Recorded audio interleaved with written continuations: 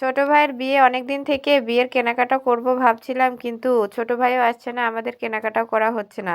ভাবছিলাম যে ছোট ভাই আসলে সবাই মিলে একসাথে কেনাকাটা করতে যাব। তো ও ফাইনালি বলে দিল ও আসতে পারবে না, ওর আসতে দেরি হবে, আমাদের কেনাকাটা করে নিতে বলল।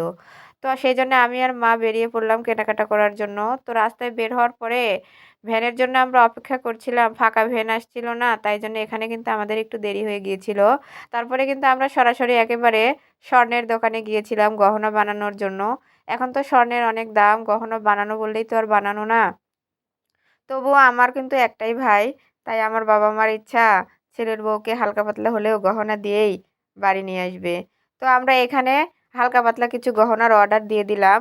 রেডিমেড অনেক বানানো ছিল, কিন্তু আমরা কিন্তু রেডিমেড গহনাগুলো নিলাম না। তারপরে কিন্তু একেবারে আমরা কয়েকটা শাড়ি নিব ভাইয়ের বউয়ের জন্য। তার জন্যে শাড়ির দোকানে আসছি। শাড়ির দোকানে আসার পরে বিভিন্ন রকমের শাড়ি দেখাচ্ছিল। এটা কোনটা নেব ভেবেই পাচ্ছিলাম না। বৌভাতের জন্য একটা দামি শাড়ি নিয়েছিলাম। আর ৩-৪ টা শাড়ি নিয়েছিলাম, একটু নরমাল শাড়ি। বৌভাতে তো অনেক লোকজন আসে, অনেক আত্মীয়স্বজন থাকে। বৌভাতে কিন্তু একটু দামি শাড়ি লাগে। তাই একটা দামি শাড়ি আমাদের পছন্দ হয়ে গিয়েছিল। সেই শাড়িটাই কিন্তু আমরা নিয়েছিলাম। কেনাকাটা করতে, করতে কিন্তু আমাদের একেবারে বিকাল হয়ে গিয়েছিল। বিকালে তো রমজান মাসে রান্না করতে হয়। রান্না করার জন্যে আমি কিন্তু ১ম এ বেগুন কেটে নিয়েছিলাম বেগুনি করার জন্য। তারপরে মা বলল কাতল মাছ দিয়ে, আলু দিয়ে, বেগুন দিয়ে আর টমেটো দিয়ে কাতল মাছ রান্না করবে। তার জন্য কিন্তু আমি বেগুন, আলু আর টমেটো কেটে নিলাম। কাটতে, কাটতে দেখি একটা বেগুনে আবার খুবই পোকা। বেগুনটা কিন্তু আমি একেবারে সাবধানে কেটে নিয়েছিলাম, যেন পোকা না থাকে। তো টমেটো কাটতে, কাটতে আমি আমার ছেলেকে বললাম, "বাবা টমেটো খাবে?" ও কিন্তু অন্য সময় টমেটো খেতে চায়। কিন্তু আজকে কেন জানি ও খেতে চাইল না। বলল, "না আম্মু আমি টমেটো খাবো না।" তো আমি কিন্তু রান্না করার জন্যই কেটে নিয়েছিলাম।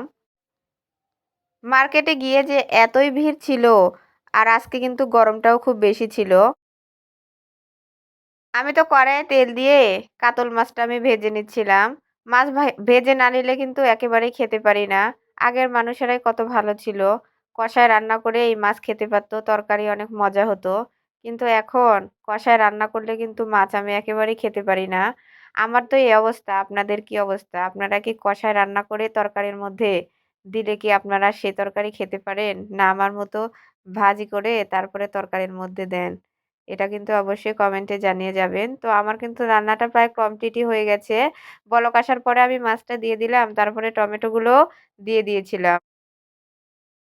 তরকারি রান্নার পরে আমি কিন্তু বেগুনিটা করে নিলাম। আজকে কিন্তু রান্না করতে একটুও ভালো লাগছিল না। এত বাহিরে রোদ ছিল। রোদের মধ্যে রোজা থেকে কেনাকাটা করা, তার মধ্যে বিয়ের কেনাকাটা বেশি ছিল। সেজন্য কিন্তু খুবই ক্লান্ত লাগছে। তারপরে আমি শাকটাকে সেদ্ধ করে নিলাম। সেদ্ধ করে নেওয়ার পরেই কিন্তু শাকটাকে আমি রসুন দিয়ে তেলে দেব।